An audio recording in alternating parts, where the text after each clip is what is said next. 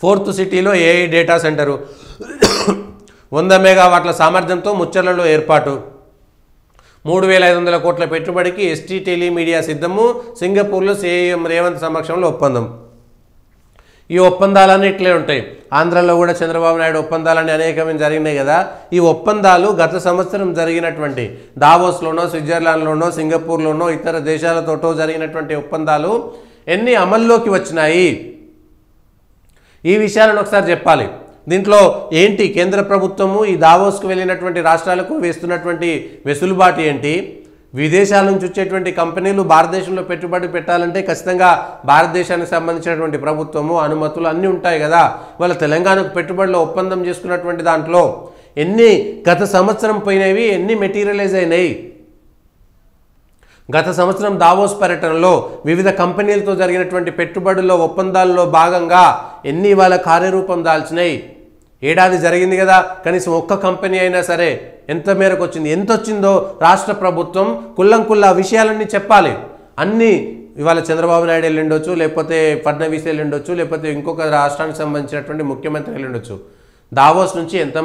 దావోస్కి ఎంతమంది ముఖ్యమంత్రులు భారతదేశం నుంచి వెళ్ళారు ఎన్ని ఒప్పందాలు జరిగినాయి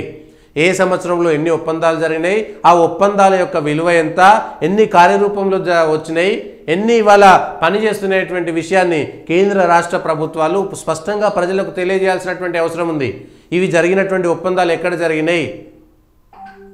వాటి విలువ ఎంత అనేటువంటి విషయాలను చెప్పుకోకపోతే ఇంకెప్పుడు ప్రజలకు తెలవాలి కదా ఆ ఒప్పందం ఈ ఒప్పందం 12,000 కోట్లు 20,000 కోట్లు పెట్టుబడులు లక్షల కోట్లు సాధించడం వల్ల కార్ రేస్ కూడా అంతే జరిగింది కదా ఫార్ములా ఈ రేస్ కోర్సు ప్రపంచ పటంలో భారతదేశాన్ని పెట్టినాం హైదరాబాద్ని పెట్టినాం ఇది చేసినాం అది చేసినాం అని చెప్తున్నటువంటి వాళ్ళు ఇవాళ అవినీతిలో కూరుకుపోయి వెనక్కి పోయి ఇవాళ ముందుగానే ఆ రేసు పెట్టే ముందే ఎందుకు వచ్చింది ఆ రేసు పెట్టే ముందే మీరు కంపెనీ ఎందుకు పెట్టిరు ఆ కంపెనీ పెట్టడానికి కారణం ఏమిటి కంపెనీ పెట్టినాక కేటీఆర్ని ఎన్నిసార్లు కలిసిరు కంపెనీ పెట్టినాక హెచ్ఎండిఏ దగ్గరికి ఎందుకు పోయిరు మీరు ముగ్గురు కలిసి ఒప్పందాలు పెట్టుకుంటే ఇద్దరు కలిసినటువంటి ఒప్పందం ఎందుకు మధ్యలో వెళ్ళిపోయారు